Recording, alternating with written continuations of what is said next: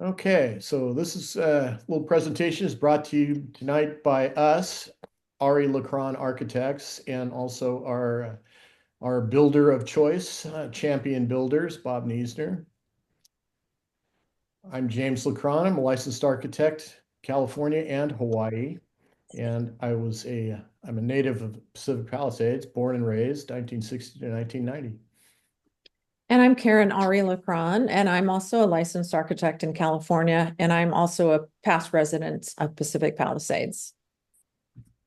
And Bob Niesner normally joins us, is not able to make it tonight, unfortunately. So we will proceed without him, and we will miss him tonight. But Bob is a great builder. We worked with him for probably 30 years. Fantastic, yeah, fantastic contractor, and we like to work with him closely as a team. My name is Rick Carter. I'm a licensed public adjuster. I'm licensed in 5 different states, including California. I've been doing this since 1999. I'm also an author of a book called How to Settle Your Claim and Get the Money You Deserve. If you're interested, you can email me after the presentation tonight, and I'll consider answering any questions you might have and maybe send you a copy of my book as an ebook. Hi, everybody. I'm Ethan Alexander. I'm part of Ohana Capital Partners. I'm a Pacific Palisades resident. Did lose my home completely. It was a tough thing to watch, a tough thing to be a part of in our neighborhood. But we put together a program called Rise Palisades Fund. And what we're doing is we're helping with pre-construction for everyone in the Palisades that we can help to start that process, to understand what it takes to rebuild, to get something better for your property. We are focusing on people that might be interested in actually selling their property. And the reason I say that is because it does a lot more when you actually have plans, an architect, and the whole build cycle in place. It increases the value short-term and long-term. And we're here to help explain that, but also make sure it happens properly. And we are also going to fund that. So we'll talk more about that a little later. But Jim, thanks for the introduction. Okay, so the agenda tonight, we're going to try to keep it less than an hour or so. So we're going to be doing it in 5 different phases. The first one is our experience with wildfires, then followed by how a public adjuster can maximize your claim, and that's with Rick Carter. The third is fire smart design techniques and materials. 4 is working with an architect and a builder. And 5 is introduction of Rise Palisades Fund, and that's with Ethan Alexander. All right. So our experience with wildfires goes back for me all the way back to 1978, the first fire in the Palisades. I was just graduating from Pali, and 30 houses were destroyed. A lot of them in my neighborhood. I lived at the Topville Medio, and we almost lost our home, but luckily we did not. And I'll talk about that a little bit later on. Karen and I started our practice in 1989, and the first house that we did was for a friend in the Oakland Hills. And less than a year after we did that house, the tunnel fire in Oakland destroyed 3,200 homes, and our house that we designed survived. Flash forward a few years, we relocated to Santa Barbara in 1990 and designed this house, and it survived the T fire. 2017, this is just our experience with wildfires. There's been many other wildfires, but in 2017, there was the Tubbs fire in Sonoma County that actually was one of the first fires that burned into the city of Santa Rosa and became an urban wildfire. 5,600 were destroyed. We worked with the Santa Rosa chapter of the Habitat for Humanity, developing fireproof ADUs with a product called Gigacrete, which we'll talk about a little bit later. 2017, the Thomas Fire, Ventura and Santa Barbara, another 1,000 houses destroyed. That was a huge fire. The house on the left we had designed in Montecito, and that survived the Thomas Fire. And the house on the right was a rebuild that we were hired to do for a house that was destroyed in Ventura in the same fire.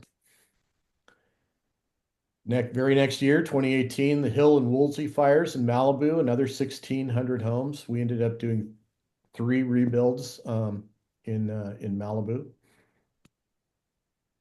And we do a lot of work in Hawaii, a lot of projects in Hawaii. We never, all on Maui, and we've never done a project in Lahaina, but Lahaina is near and dear to our hearts, and it was destroyed in 2023, the entire town. There's been an average of 2 fires in the Malibu area every decade since 1929. Malibu is always on fire. Johnny Carson, resident of Malibu, you may remember, used to joke that Malibu's zip code should be 911. And now we've got the Palisades fire and the Eaton fire, 16,000 houses. It's a little map of fire danger in California, and you see it's pretty much more than 50% of the entire state. About the only areas that's not prone to wildfires is Central Valley and parts of the high desert. And if you think you can move away from wildfire danger, I mean, take a look at this map. Half the entire country, pretty much the western half of the entire country, is subjected to wildfires. And wildfire is a given occurrence. And unfortunately, it will happen again. So I pass it over to Rick to talk about the insurance adjuster and all the information. Sure. Let me say that when a person goes experiencing loss, one of the common things that people feel is left alone or isolated. And that's why it's so important to have a team of people that you can draw from other resources. One of those such teams can be that of a public adjuster. I worked locally for a group called Rubin Adjusting. They've been here over 40 years. Their office is right on Ventura Boulevard. And in our team, we have over close to 200 years of experience on our team, so that counts for something. But what I'd like to do is take a couple minutes and explain what a public adjuster is. If you look on the bottom citation there, it says this is from this California Department of Insurance. So the things I'm sharing with you are not my own words, but from the Department of Insurance. One of the benefits of using a public adjuster is that we negotiate with insurers to secure the highest possible payouts for your property damage, for your structure, for your personal belongings, and additional living expenses. We counter low offers to ensure fair compensation under the policies, including extended replacement cost coverage, and we'll talk about that in a little bit. One thing I should have mentioned at the very beginning, if anybody has any questions, just hit the chat button at the bottom. And if you type that out, we'll see the questions that you have. We'll try and get them answered. And you can also email them directly to us, or we'll try and answer them later on. Thank you, Jim. Getting those from insurance, thorough loss documentations. Public adjusters create detailed inventories and assess damages. So we measure the cost of labor and materials, the size of your home, and create detailed inventories broken down room by room, not just a one-page summary, but a very detailed summary. We utilize tools like memory joggers, which enable us to create an inventory of all of your personal property. Generally, we work from room to room. And we'll talk about that a little bit later also. But there are things, some of you have had inspections, toxic inspections in your soil or inside your home, and all of those become part of the claims that we help present.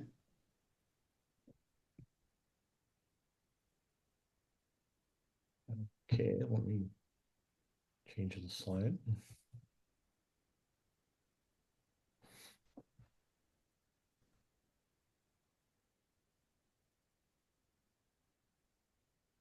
One of the things is we help streamline the claim process. Public adjusters handle the paperwork, deadlines, and ensure communications. Written within your policy, there are certain deadlines.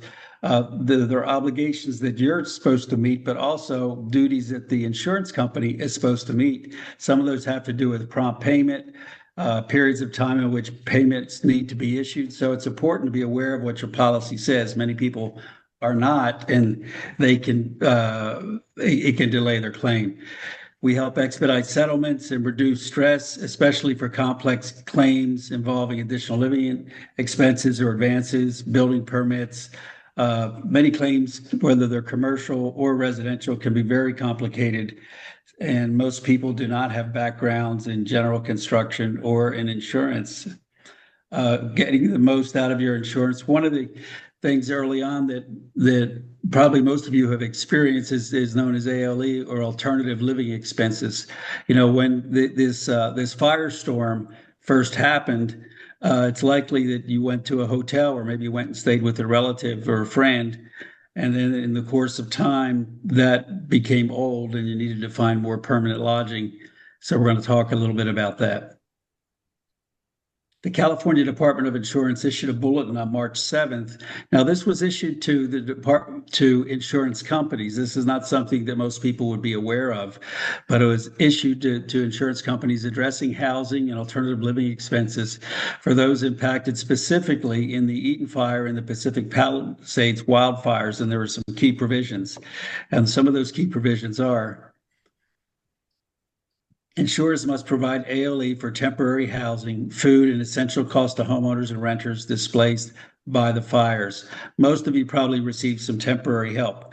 Evacuees. Now, maybe your home wasn't damaged, but you were an evacuee. Evacuees are entitled to at least 2 weeks of additional living expense without needing an itemized inventory, while those with documented losses must receive an advance payment for at least 4 months. So there's two categories in that. There's the evacuees and those that have actual damages. Actual damages, you have the right to receive up to 4 months in advance.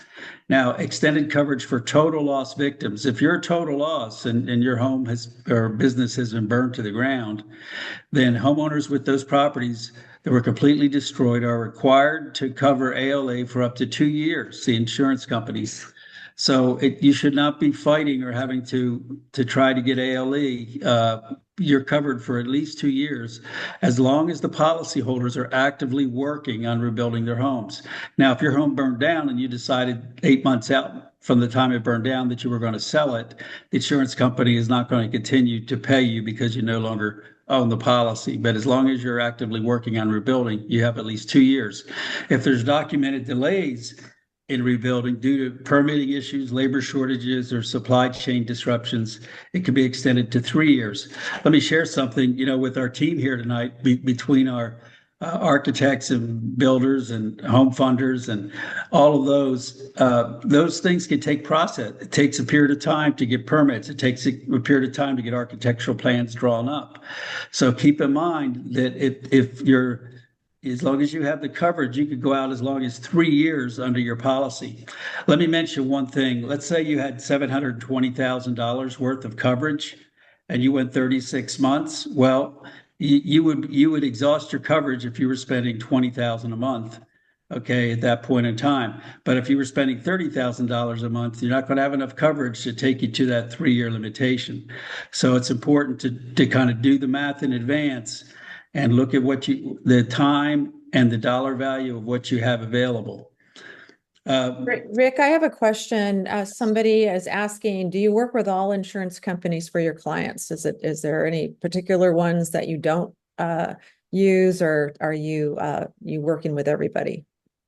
We work with whoever has a legal policy. We've worked with companies as everything from Lloyd's of London to State Farm, Farmers, USAA. It doesn't matter if they have a policy that's recognized in the U.S., so we can work with them. Perfect. Thank you. Mm-hmm. Getting the most from your insurance, alternative living expenses.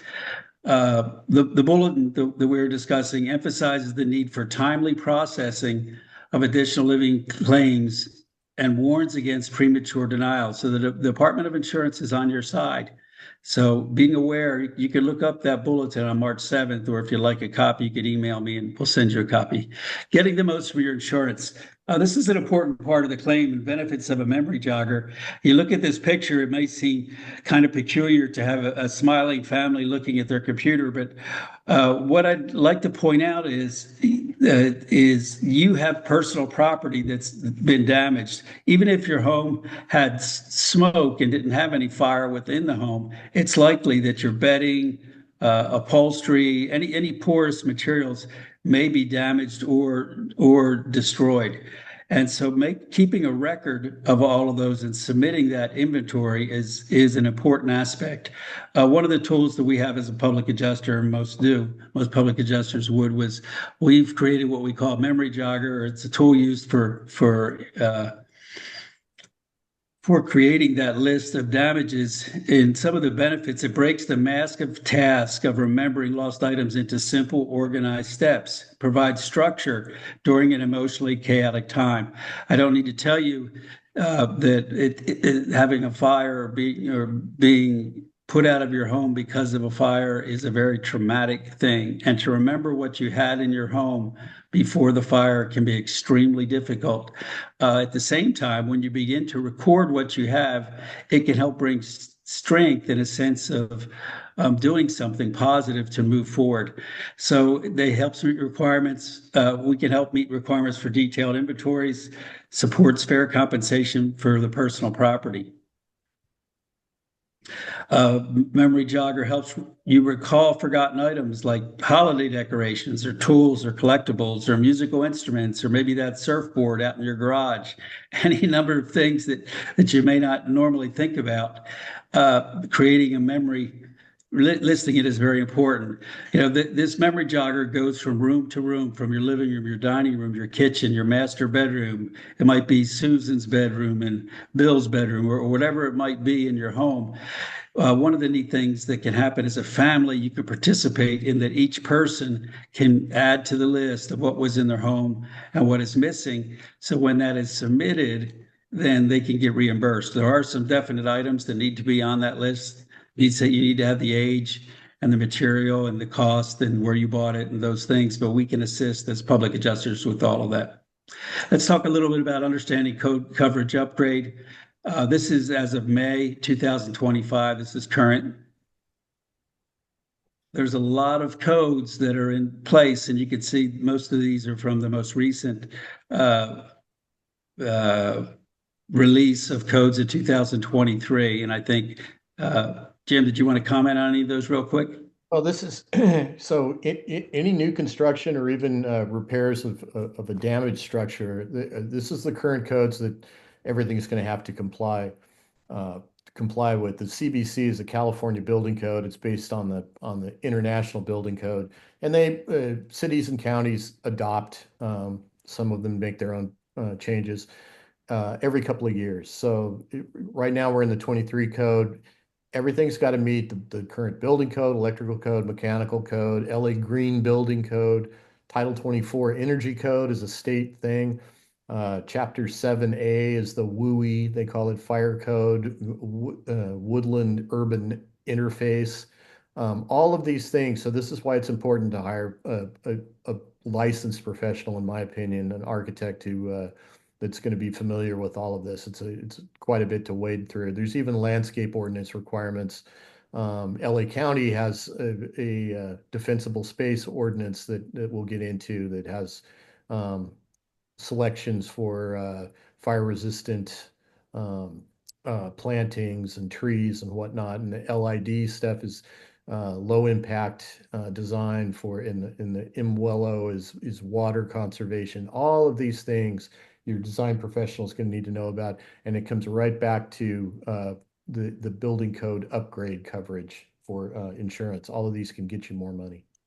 Right. So yeah, we have another question. If they're already talking to their insurance company, Rick, or negotiating their claim, can they come in after and start negotiating with you if they haven't signed anything, or is it... Absolutely. That's a great question. We have people that hire us the day after the event happens. We have people that hire us a year later. One of the biggest periods of time where people often decide they need a public adjuster is when they've finally come to the point where they've received some money from their insurance company. But now they have a contractor that comes and says, well, your insurance company gave you $200,000, but I think this is $400,000. Then all of a sudden you've got this delta between the two. So how do you close that? That's one of the things that we specialize in, is closing that delta. This coverage, ordinance and law coverage, Also, sometimes increased cost of code compliance, ICC. It pays for upgrades required by building codes. Now, we just saw that the current codes in LA County and in the Pacific Palisades Eaton area are from 2023. So you could conceivably have a home that was built in 2020, and certainly if it was built in 1990 or 1980 or 70 or 60, that may not be code compliant. So if you have purchased this coverage, ICC coverage, and you have to pay an additional premium for it, it'll pay for you to get those code upgrades. So it's an important policy to have. You may not be aware that you have it.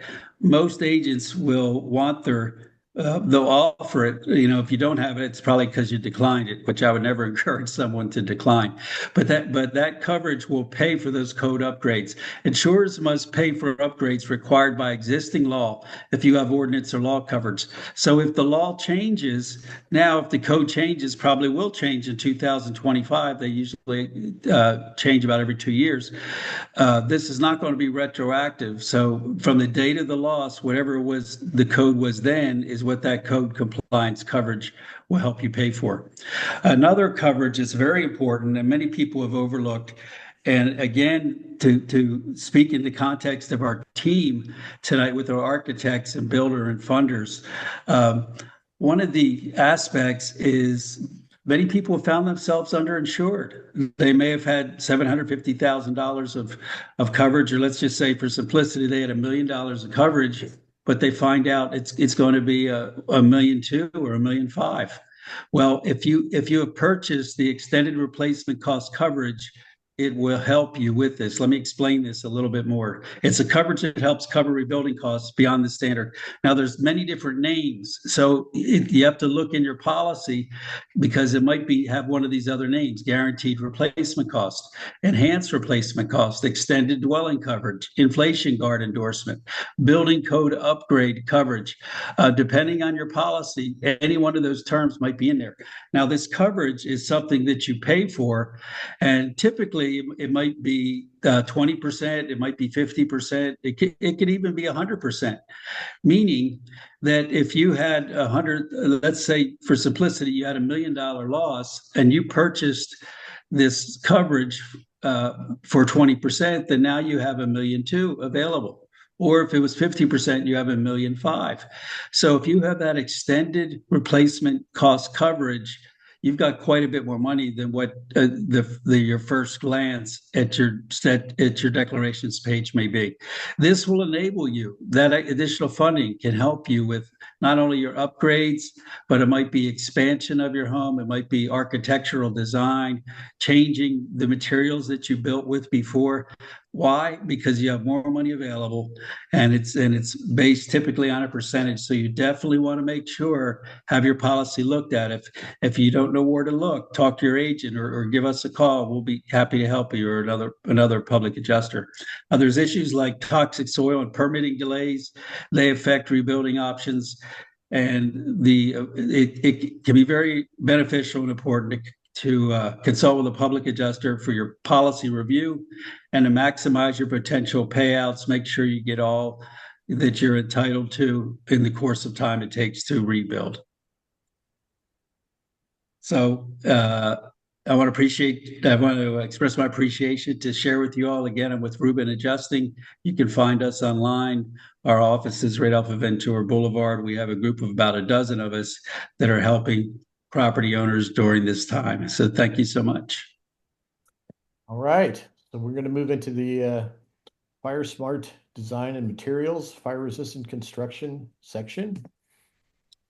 And we've never lost a home that we designed to wildfire. And if you're going to build in a location where a wildfire could occur, you must build fire smart. Just makes sense. It is possible to design a home that will resist wildfire and dramatically raise the chances of saving your home. So what are the components to fire smart design, as we call it? There's really two. There's active measures and there's passive measures. So let's look at the passive measures. Passive measures are the architecture itself, the materials used in the building, and defensible space, the new buzzword that we'll go into in some detail later. So let's look at the architecture. Architectural style itself can be very important in fire smart design. Modern architecture is very well suited. Clean lines, simple forms, flat fireproof roofs. We have fireproof tile decks. This is a house that we did in the Los Angeles area, Holmby Hills. It's built out of a system called Gigacrete, which we'll talk in detail about, built by Champion Builders. It's got a special plaster that's non-combustible, much better than standard stucco. It's got siding that looks like wood, but it's not wood. It's non-combustible. We've got fireproof dual pane metal window glazing. Another style that works really well is Mediterranean. This house we did in Montecito, and it survived the Thomas fire. Stone, tile roofs, again, wood that looks like wood but is non-combustible. We also do French also, and you can see there's minimal eaves there, slate roofing, plaster and stone, so there's no rain gutters or anything that's protruding. Also, again, in the Spanish architecture, minimal eaves, plaster and tile roofing. So we can really do any style and any size house, that from small houses to larger homes, it can all be designed in a fire smart way. So let's talk about the materials. You mentioned this product a few times. It's a building system we've used actually for about 15 years. This house is a house in Malibu. We did not design it, but it used this product and it survived the Woolsey fire. We did a Ventura Thomas fire rebuild using this system and a Malibu fire rebuild using this system. So what is the system? The system is actually a system that's fabricated in the factory. It's not a modular system. It's a panelized system that any style, any design can be done, and then all the components are pre-cut in the factory. It's a steel frame system with solid foam EPS panels. A 6-inch wall is very energy efficient, gives you an R30 rating, and good sound transference as well. And all the walls, all the interior walls, all the exterior walls, and because everything is pre-cut, there's no waste. It all assembles in the field. This 2-story, 2,500 square foot home in Ventura was actually completely erected in less than 2 weeks. The plaster itself is applied directly to the foam. It's a thin coat, 1 coat, 2-pass system. So they put 1 coat directly to the foam, it molecularly bonds to the foam, and then a fiberglass mesh, and then a second coat. It can be finished in any finish that you would see typical stucco, smooth or rough. It doesn't matter, but it eliminates lath and eliminates a typical stucco project will take better part of a month, and this will be done in a day. It's much more fire resistant than traditional stucco. It's actually a ceramic based plaster. It's not Portland cement. It's basically the same plaster that was used in the belly of the space shuttle tiles. So it reflects heat.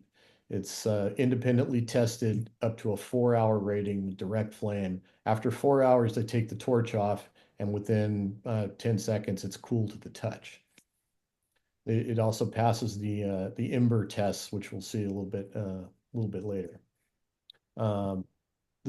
This house we did in is a Woolsey fire rebuild, and completely out of this product.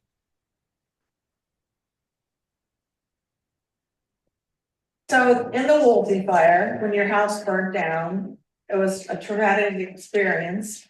Why did you pick a system for a fireproof house above all? Well, we knew that it was gonna be something that's not, it was not an anomaly to have a fire here. It's has a little bit of history with that. And we just fortunately fell into it got a referral, just random referral.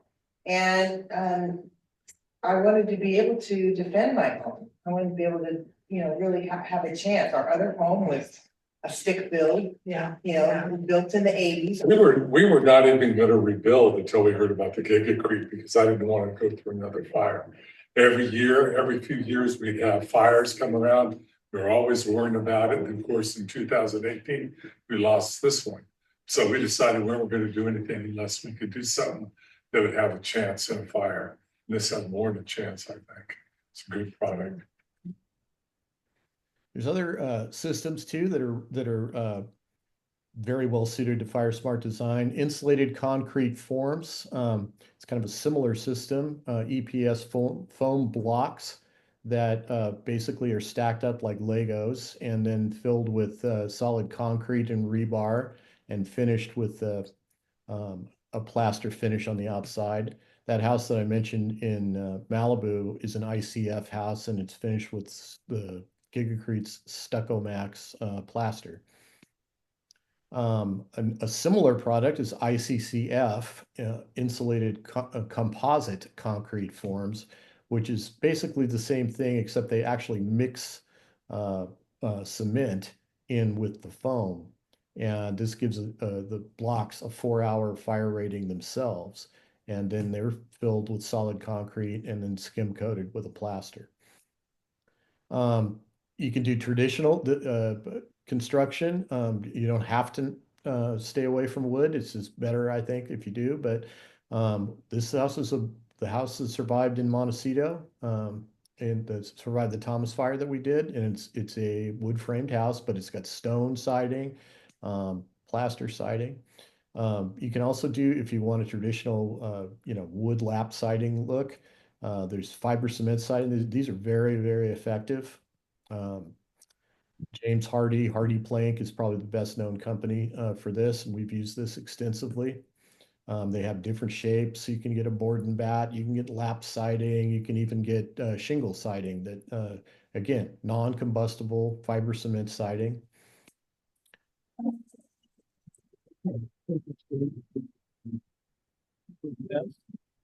Tested a conventional wood mock-up next to the fiber cement mock-up, and you can see the results there.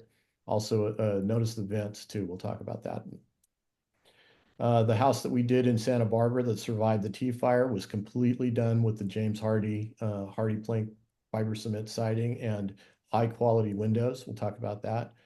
This house survived. Everything else in the neighborhood burned. This is a relatively new product that we've been using. I say relatively, we've been using it about 10 years. It's a very heavy duty aluminum product. And what I like about it, we use this on the Woolsey fire rebuild, is whereas the Hardy Plank is a painted look, this is a powder coated wood grain look that looks like stained siding. And we've used this quite a bit. We've used it in oceanfront applications as well, and 10 years ago, and it's held up beautifully. Did it in a house in Maui. Notice the closed eaves. The eaves are Stucco Max plaster. Eaves are a very fire prone, dangerous part of construction, and they have to be closed. So again, this was all a Gigacrete building system, and what they call the product's called not wood because it's not wood, the aluminum siding. Of course, you can also do, we didn't do these houses, but I just threw them in there. Solid concrete, sort of a brutalist look, but that's going to survive a fire. Class A roofing. This is by code, you have to have Class A roofing, but there's lots of different styles, different types. You have concrete, clay, slate. We do a lot of work in Santa Barbara, and we know everything about clay tile roofs. Clay tile roofs, although they're non-combustible, they have some issues. If you do them, the image on the left You can see the ends of the clay tile is open. The image on the right, they're filled with concrete. You have to fill them with concrete. You can't leave any little gaps for wind-driven embers to get up underneath there. So what we do when we do a clay tile roof is we'll do a Class A fire retardant product under the tile themselves, so that if any embers get in the little nooks and crannies, you have a protection. Class A metal roofing, standard standing seam roofing is very good. It doesn't have to be expensive. Class A composition roofing is an inexpensive product, been around for a long time. My house since 1978. The house was built in the 60s and it had a wood shake roof in the Palisades. My parents had just replaced the roof with this product, and I think that that's why one of the reasons why it survived. Every other house that had a wood shake roof at the time, which were allowed, and they're no longer haven't been allowed for a long time, those all burned. This is probably the most important aspect to fire smart design, and it's always overlooked. You have to have high quality dual pane tempered glass windows. That's actually required by the WUI code. However, they don't talk about the frames or the glass. They talk about one pane being tempered of a dual pane window. We prefer to do 2 panes of laminated fireproof glass in a solid metal frame. This will give you, you can get at least a 1 hour fire rating in the window itself. And that's very important. They can be different looks. They can be traditional. They can be modern. You got to spend the money on the windows. They are expensive, but that's your most vulnerable. And I have to say a note for the house that we rebuilt with Gigacrete in Ventura. And the first time we talked to them, they said, you know, what we just put new windows in. We don't understand why it burns. And we said, what kind of windows were they? And they were vinyl. And we said, okay, that's where it fell apart there with vinyl. It's Jim can talk about. And the code didn't even address that. The new code might, I'm not sure. And you can see what happens at the eaves as well. But if the fire gets in the house, you have to keep the fire out of the house. Fire gets in the house and end of story. Fireproof vents. Better to not have venting required, not have attic spaces, not have underfloor crawl spaces. But if you do, it's not the end of the world. You can have fireproof vents. These are very effective. They keep the embers out. They keep the flames out, but you have to specify them. We prefer no rain gutters. Rain gutters are an issue, and they just collect debris. And unfortunately, some areas, the government mandates it. Los Angeles city of Los Angeles, I should say, being one of them. So in the Palisades, we're going to have rain gutters. If you do have rain gutters, you have to have gutter guards. But not only gutter guards, but you have to have the proper type of gutter guards. The one on the right is a metal guard. The one on the left is a vinyl guard. Don't get the vinyl. We try and not do rain gutters. We do a lot of Spanish. We'll flare the roof out at the top, do a drip edge, mortar the ends of the tile, and extend the top tile out so that you get a nice Spanish look. It's kind of a Santa Barbara detail, but keeps the rain gutters out. Everything else on the site also needs to be non-combustible. Decks, trellises. Now you can get Class A fire rated decking that's very good, looks like wood. You can do tile, you can do whatever. Every piece, fences, everything need to be out of Class A non-combustible material. So mentioned defensible space. Defensible space is critical. It's kind of the new buzzword that's out there. The idea is to keep the fire as far away from your home as possible. So defensible space, you'll see this in a lot of different jurisdictions, different fire codes.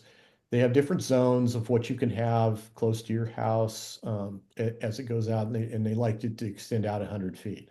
Well, that works well in places like Malibu and places where you have a lot of land. Doesn't work so good in places like the Palisades or Altadena, where it's more of an urban environment. Their houses are right next to each other. So it's hard to do defensible space in areas like that. And this is what you end up with. This is Coffee Park in Santa Rosa. And we don't have any pictures of Paradise because we didn't have any experience there, but Paradise is a little town in the Sierras that was completely burned. This is a good idea, or a good example rather, of defensible space done well. This is a house in Malibu. Cleared the brush away from the house by several hundred feet. It has a tile roof. It also has a swimming pool. This is an example of a poor application of defensible space. They've got palm trees right next to the house. They've got bushes right next to the house. The house itself looks like it's pretty decent. It's got a non-combustible roof and minimal overhangs, plaster siding, but you combine it with vegetation right up next to the house and the firestorm coming right at you, and it probably didn't fare too well. So additional measures that can be taken to harden and protect a home from wildfire. So we talked about passive. Let's talk about active. Active measures are things that are active, motorized things or different things that will activate to help harden the home. Automated roll down fire shutters can be deployed over windows. I kind of feel like just have really, really good fire rated windows. And you probably wouldn't need that.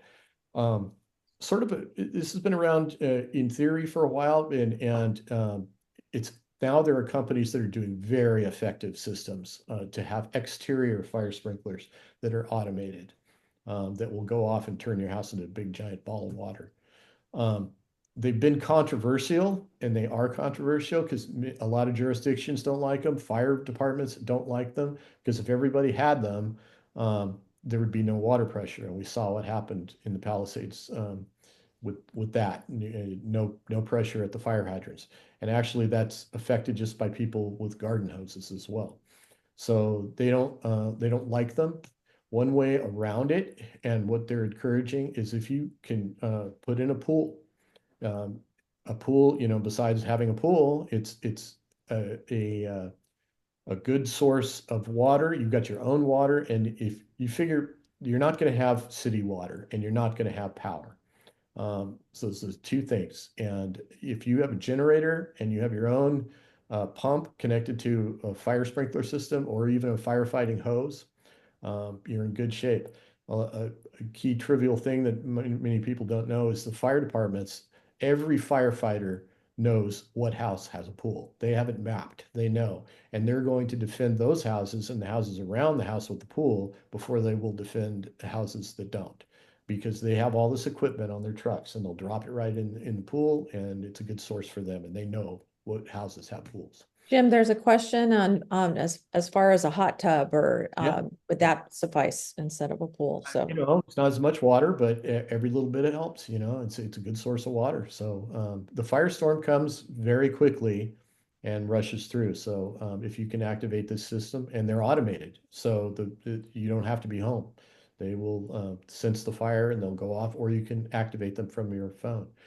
Some of the systems will put a tank with buried somewhere on your site with foam, like you see that they use at the airports for a plane crash, that can be deployed. Very, very effective. So I've heard a lot of architects and a lot of people talk about, well, the code now, every new home has to have interior fire sprinklers. Yeah, okay, that's nice. Interior fire sprinklers are good if something happens in your kitchen, or a candle gets knocked over, or you have an electrical fire or some little thing that goes off. Not going to do jack for a wildfire. If wildfire gets in burns through your vinyl window and gets in your house, interior fire sprinklers is not going to do a thing. At the very most, first of all, there's probably not going to be any water pressure, and if there is, it might help with the urban going from house to house to house, but they're not going to save your house. And even if they do, even if you have a little electrical fire or something like that, it's going to do so much damage just from water damage. It's not the interior fire sprinklers are a joke. They're not going to save your house. So the next one is working with an architect and a builder. And one thing we suggest is you should select an architect and a builder as soon as possible, because architects and builders are becoming overwhelmed and will be booked out for months because of the extent of these fires. And having a builder on the team early in the design phase that we prefer will allow us to prepare a preliminary cost estimate as the design progresses in order to stay on budget, especially with these tight budgets with insurance. And this also ensures that the builders is available for timely construction, and they're not already booked out by the time you're ready to hire a contractor. And a builder can prepare a preliminary target budget based on cost per square foot from experience with local conditions, recent construction, cost data, and then the owner's desire and the architect's preliminary ideas. And we like to work with them as we're designing, and it gets more and more detailed. Once we start identifying the design and working that out, Bob Niesner, he works with us to start doing a spreadsheet of actual costs, and he keeps us honest in terms of keeping the project towards a target budget. So yeah, go ahead, Jen. Oh, I'm sorry. Once a budget's established, the builder on your team then is going to work with the owner and the architect to ensure that the project stays on budget. So the reason we say that we're saying don't do the old-fashioned thing of having your plans finished and then bid the job out trying to find the lowest bidder. It turns out bad every single time. There are many especially now with these fires, there's a lot of contractors that are not local, and they're coming from all over the country and all over the state, and they're quoting prices that are unrealistic. They don't reflect the local conditions. They're taking advantage of the situation. They say, well, we can build for $200 from where I come from. And they'll give you low quotes and the insurance likes to hear the low quotes. So they're trying to get the insurance money, but then they can't complete the project and they walk away. The contractor I picked was the wrong contractor. Made the wrong reasons, picked them for the wrong reasons. Pick one that was a reasonably priced rather than one that was really good. And I would say to everyone, pick a well-known contractor. The one I started off with was horrible. He was a contractor from Northern California. Another big mistake. Was a local Northern California up in Paso Robles. Yeah, that was bad. He didn't go with Bob. that it took a lot longer to finish it, and thank goodness they were patient. But we always say get quality, get people that you've worked with before, that and we know what the cost per square foot is. So you want to be able to, if something's really low, then it's low for a reason, because maybe they're omitting things from their bid that you're not aware of until it actually starts construction. So anyway, the architecture services is really broken into 5 project phases. It's pre-design phase, design phase, construction documents, and then a plan check and permitting, getting all your permits, and then finally construction. So the pre-design phase, so this is the traditional way of working with an architect. You're going to come in, we'll determine the size of the previous home, do the research. Most people that are going to rebuild, if they're working with their insurance, the cities and the counties are pushing expedited plan check and working with the insurance companies as well. Basically rebuilding like for like, they call it, new home plus 10% increase. It's going to be allowed in the same general footprint location, even if it's non-conforming to local ordinance upgrades and increased setbacks. The next phase is the design phase. So once we've determined the size of the house, located in the same general footprint, it doesn't have to be the exact house that was there. It doesn't have to be the exact footprint that was there. Then we'll locate that on the site and move into the fun stuff, start doing 3D models. This was a Woolsey fire rebuild, and they wanted Mediterranean, and we started fooling around with that, and then it morphed into kind of more modern things. And at this point too, now working with Bob or a builder, having a builder on your team at the beginning, they can start doing budgets and allowances, we call it, for interior finishes. Do you want, what kind of different finishes do you want on the floor? What do you want in terms of the rest of the house? And start thinking in terms of how it's going to be in terms of the applied finishes in the house. And again, staying within that budget. And also at the same time, start doing a budget for the exterior. Are you going to have a pool? What kind of landscaping is it going to be? And all that is worked out during the design phase. Once the design phase is completed, and so the Woolsey Fire rebuild went a much more modern approach, and then we'll go into the construction document phase. So that's the nuts and bolts and the engineering and all of that get worked out, all detailed plans.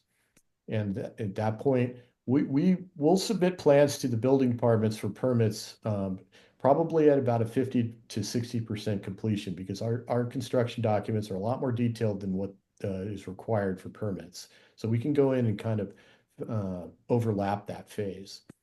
The permits, the process is you submit, they review it, they route it to their different departments. They come back with corrections and additions that they want. We do the corrections, it goes back, and at the end of the day, your permit is issued. Once the permit's issued, the fun stuff happens, construction. This house was all steel construction in Malibu, and all fire safe, fire smart construction.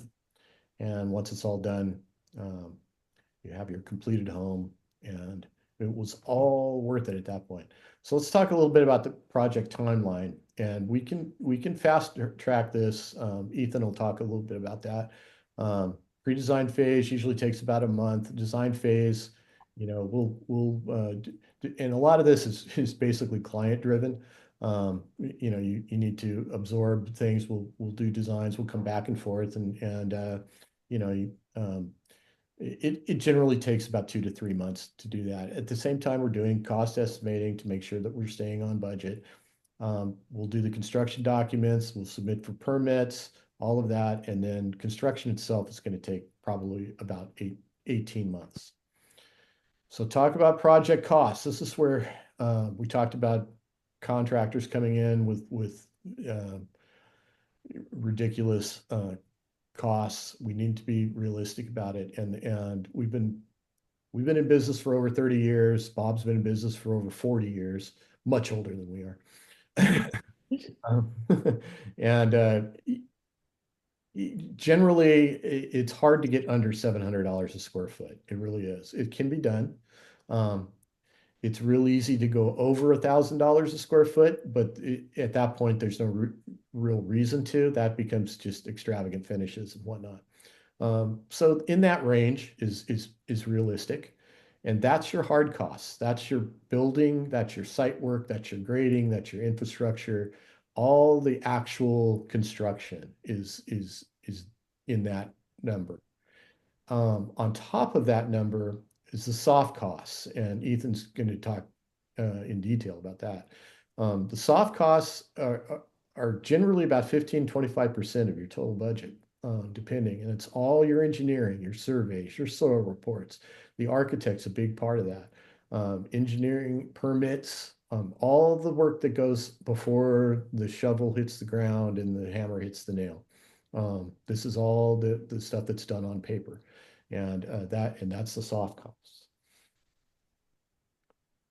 So a couple of things about potential cost savings, and again, Ethan can speak to this too, but moving forward quickly, as Karen alluded to earlier, it's going to get overwhelming and things are going to get bogged down in supply and demand. So the faster you can do it, to get ahead of the curve, the better, because architects and builders are going to become scarce. Doing several homes in a neighborhood at the same time with the same builder would be really good. All the staging can happen at the same time. There's definitely economy of scale there. Yeah, and there's one quick question, getting back to that is, how much do you help in finished design? And I think that's referring to architects, and really working with the builder. We go to showrooms and tile and granite and whatever finishes that, and plumbing fixtures. We can do all that. We do 3D renderings to actually show what it looks like from the interior, and we can switch it out based on the client's needs. So yeah, we take it all the way from starting construction down to the nuts and bolts, and then we can actually get a really hard cost and know exactly what that's going to be for the end product and construction. So And we also have interior designers that we work with too, because everybody's lost their furnishings too. So they right. take it away, Mr. Alexander. Karen, Jim, thank you so much. There's actually a couple other questions in the Q&A. I'll bring those up as well. And I think it refers back to the Gigatech, some of the advanced technology that we're talking about, to help prevent wire or actually any kind of intrusion from the wildfires. One, flat roofs, inclined to leak. How would you answer that one? That would just be poor design and poor construction. Flat roofs, leak. We're very detailed with that. Actually, when we do flat roofs, we use there are roofing companies that will actually do a foam insulation, and it's all computer controlled and pre-cut, where they build in the slopes. And so on a completely flat roof, they'll come and install the slopes that are already pre-done to drains. We do oversized drains. You have to do these double drains that they're anyway. We detail all of that, and it needs to be thought out. But yeah, you can't just say, oh, it's a flat roof, go up there and throw some tar paper down. Yeah, another great reason for the right architect. And that was a key thing. I've got a slope in my new design as well, because the torrential rains in Los Angeles really could wake you up. Oh, and that can be an issue. So it is an important part. We have how many seasons? Fires, floods, mudslides, and things like that. So yeah, it is an important part of the puzzle. Another great question that I saw in the Q&A was about, with those types of very non-porous walls and materials in the building, how do you hang art, mirrors, cabinets, all the other daily things we take for granted, our TVs and such like that, in that type of environment? That's an interesting question, because that particular system actually the foam insulated wall. There's an exterior plaster that we showed that goes on, and it's very strong. It's 3,500 pounds per square inch of, which is actually more than concrete strength on the exterior. On the interior, they use a plaster. It looks like a Venetian plaster when it's done. So I should have said something about that. There's actually no drywall in those houses, and it's a beautiful finish. Yeah, like Venetian plaster. Yeah, that it's like a Venetian plaster. That plaster is 12,000 pounds per square inch. They use it in prisons, and schools. It's abuse resistant, it's called. It does make it a challenge to, you have to drill a hole and use a screw to hang a picture, something like that. But, if you got kids and you got animals and you got, the general chaos in the house, yeah, you're good. There's Well, I have seen also, a couple of those designs where you actually do the museum, where you actually hang Oh, it yeah. to the top of the ceiling and stuff like that, yeah, and then yeah. run the lines. Yeah. Karen, if you're going to say that. Yeah, no, I wanted to address a question that we have, and how does concrete and other fire-safe buildings do in earthquakes? And we can talk about how Gigacrete, we've been working with this product for the last 15 years. We did a house actually in Haiti, and it survived, 2 earthquakes and 3 hurricanes, and it was the only building standing. So one of the fire safe buildings that we do are really super strong for earthquakes, which it will be the next disaster that we all know is coming. It's just duck, duck, goose. It's we never quite, we don't have the consistency like knowing when hurricanes are coming and getting ready. It's just, you could be on a fault or not on a fault. And so that's really important to design for. Yeah, no, that product, that system performs extremely well in earthquakes. An actual poured concrete house, not as good, probably. It's brittle. They always say wood frame construction is really good in an earthquake because it's supple. It moves. Um, but all of those things yeah. There's actually a video on our website of the Haiti project. It's like a music video or a whole documentary that somebody put together. It was for a church group. They did this building, and it's a pretty entertaining deal, but it shows the whole construction, and it shows the aftermath of an earthquake that it went through and all of that. Yeah, I remember in my engineering class at Berkeley, my professor was in charge of the earthquake center up there. And there was actually a shaker table that you test different materials on to see how it performs. And it's kind of like putting CDs into your CD player, but it's an earthquake and you get the same Richter scale and testing different materials. And earthquake was very brittle in a lot of that. So it doesn't move the way that you want it to, the way that wood and other structures. An interesting side thing with that Gigacrete stuff, they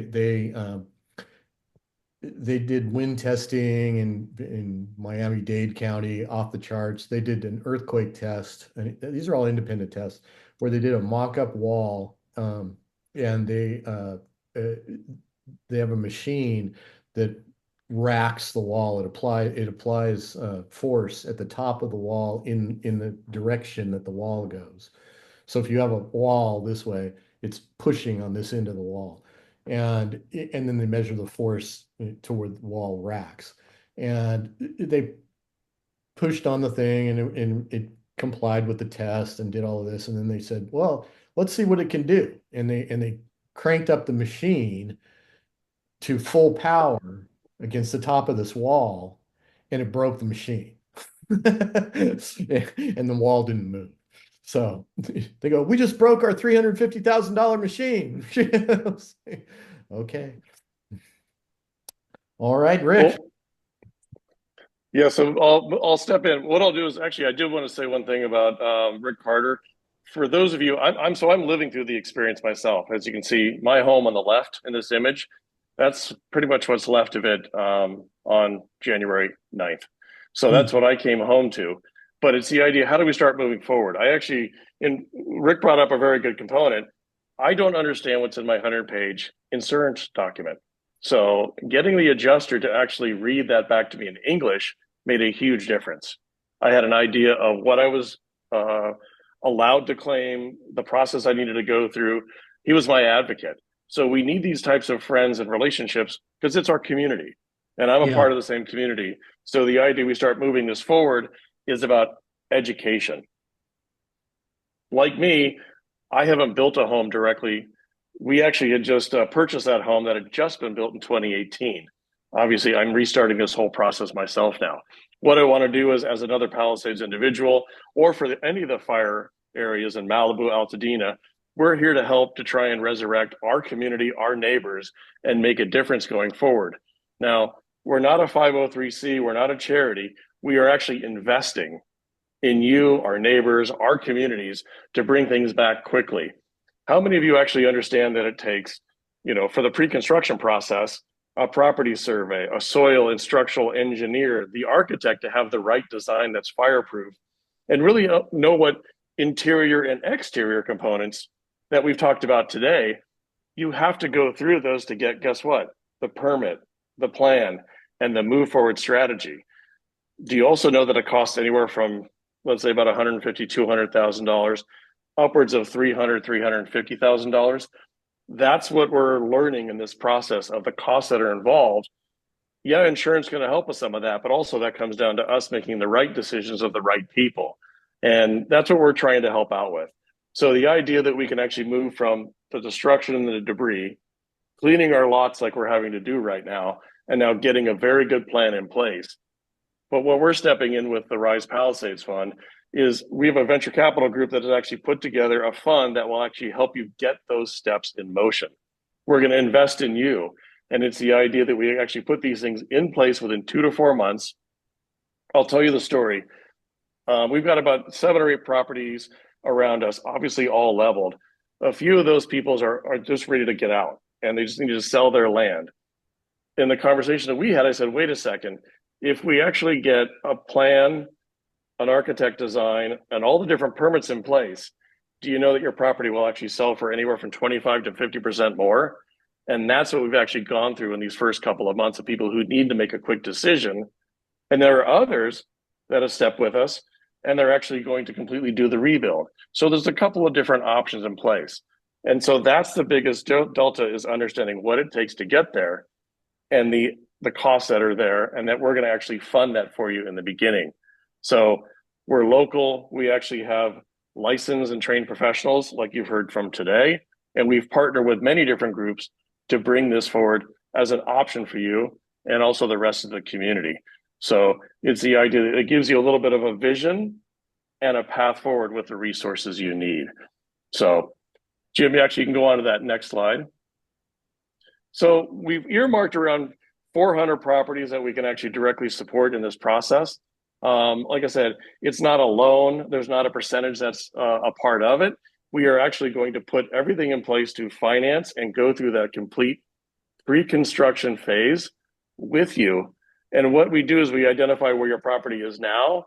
And just like some of the other things that are going on, any uplift that we can bring to your property, that's where we're going to actually split as it comes time to either sell or move forward into actually building your spec home and putting that in place. So part of it is taking that step forward, working with the right individuals, but also understanding there are resources like us that can help you kind of walk through those and understand the different steps that go through it. What is it going to cost for the property survey, the architectural designs, landscape, the engineering, the soil?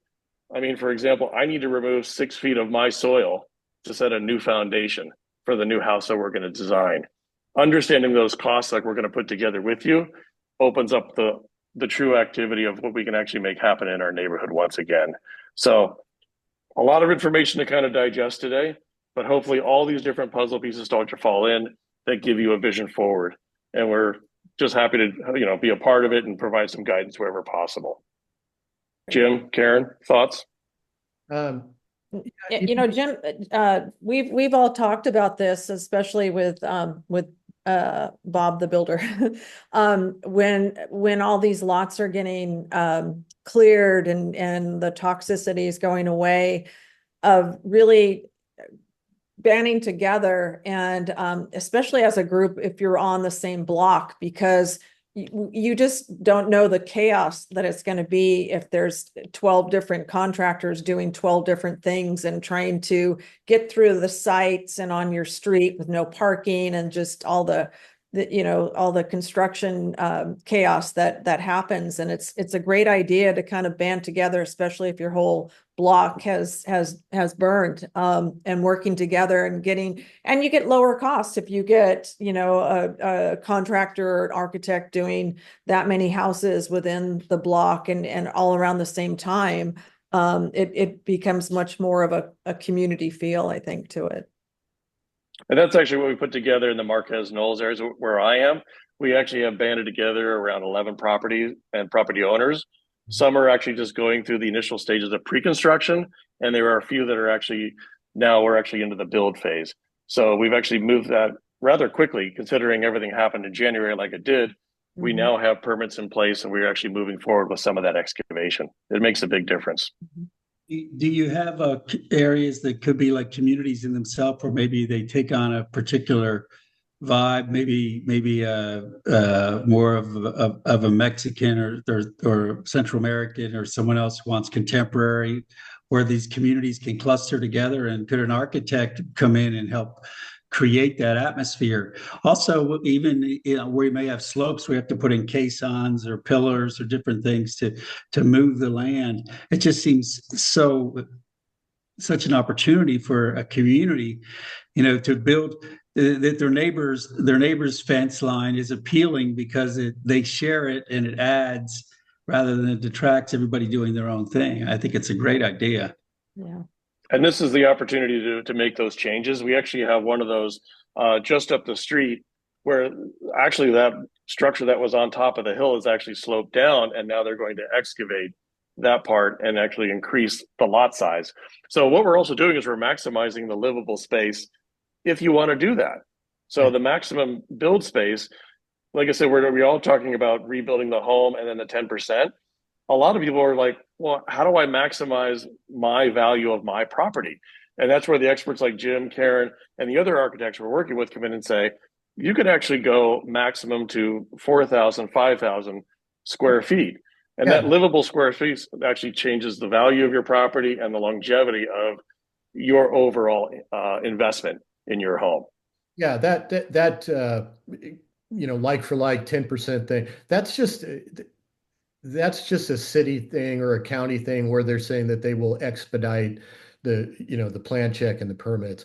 I'm super skeptical of that anyway, because there's so much of it, in the Woolsey fire, Malibu waived the fees for you. Then that's about all they did. Their expedited plan check and all of the stuff that they made you go through, and LA's probably worse. I mean, they're all. It just is what it is. It made it that plan check took a year instead of 2 years. In Malibu. So. And they'll come back with in Malibu's biggest thing is there's no sewers in Malibu. So everybody's on septic. Well, they took it as an opportunity to make everybody replace their septic system. I mean, if your house burned down and your septic system was fine, now they want you to replace it with something more environmentally friendly at the cost of $150,000. So and there are a lot of puzzle pieces. Again, ask questions, get involved. Here's my contact info here. Also, if I can help introduce you to Rick, Karen, Jim, and also provide a few examples of how we've been all working together, we're more than happy to help out. Introduce us to other people too. It is true that the more groups you get together, the economy of scale just is fantastic. It does make a huge difference in that process. And that's your neighborhood. Those are your friends. And unfortunately, it's sort of our neighborhoods that are dealing with all this at this point right now. But things are getting better. And we have had a lot of great experience with the permit expediters we work with. Great experience with the LADBS right now, being helpful, especially on building something new and creative. But let your dreams kind of come true in this opportunity. This is a very future focused opportunity for all of us. And I see there's a question about ACE for Rick. I think probably the best thing for that is to actually call Rick, and he can speak to you in detail about that one. That one looks kind of Sure. I'd be happy to. Here's our contact. You saw Ethan's contact information on there. We can get that to you as well. It's in listening to tonight, Rise Ohana Capital Partners, and then our information is there. Yes. Go ahead, Rick. I just want to say, in listening to Ethan tonight, it just seems like such an opportunity. I mean, their target number of homes, and thinking about clusters in neighborhoods, and if an architect or a builder could come in and they brainstorm, instead of just creating one, they're creating a whole community. Yeah. It can be really exciting. I mean, we see these things sometimes in my mother-in-law, she's 94. She just moved into a community that is 65 and above, but it has a common architecture and ways of moving about, and elevators in the home and different things that it suits that community. And rather than each person having their own gun and it's like the Wild West, it could be so cool to develop some communities. And I could see where an architectural blend could just be so creative and diverse. It could have common elements too. I know one thing I worked with a lot, especially when I was at Berkeley, and I do it in my own designs now. It's the pattern language. So you're really isolating different parts of how do you want that to feel, and you're creating a pathway, and how high are the walls as you're walking down, and so it's really kind of, you have a kit of parts that you can design. So you can have different parts from different houses that you may like, but it turns out completely different. So it's just kind of having a library of nomenclature. And there's so much needs to be done with, as architects, we can all get together as teams and we can do design charrettes for certain, neighborhoods and, different things like that. So I know we've spoken with Ethan. We're going to be, doing some kind of standard conceptual stuff that then can be modified for lots, but can be developed, rapidly as sort of a kit of parts, that you come in different designs can be modified and moved here and there. There's a lot of flat lots in the Palisades. There's a lot of sloping lots in the Palisades. So a lot of it can be sort of. Well, it's also Altadena too. Altadena too. Yep. That's we have to take tragedy and turn it into an opportunity. I think, we can make it better than it was.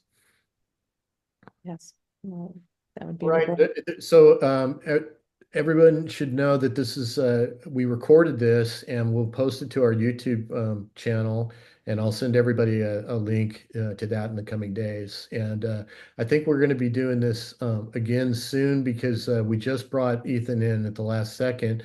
And we heard about his program, and we're going to be working with him going forward. And I think his program deserves a webinar unto itself.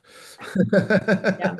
We're also going to be doing an event coming this Saturday at the Ocean Park building park. And the name of it, Jim, it's the Green Building. It's put on by the U.S. Green Building Council. So they're the ones that are, you may have heard of LEED, LEED. But anyway, it's just what it is, a Green Building Council, but it's a nationwide thing, and we've been asked to be one of the featured architects at that expo, I guess is what it is. Yeah. That's going to be Saturday from 10 to 2. I don't have the address in front of me, but you can go on the Pacific Palisades Chamber of Commerce website under events, and there's a link to that. Or email us and we can email us directly. send that information. It's on Saturday, so there's a couple of days. So email us directly, and it's free, and there'll be a lot of different vendors there. A lot of different resources about how to proceed. So look forward to seeing some of you there, and feel free to call us free consultation on your projects. Let's work together and get everybody healed. Yeah. Thank you, everyone. Yeah, Appreciate we the appreciate time everybody's and night. the I know knowledge. it's dinner Thank you. hour, and we appreciate everybody coming on. And again, email us or give us a call, or all the information is up there on the screen, and we'll be happy to answer any questions that you guys have. So thank you. Thank you again. Thank you for joining us. Thank you.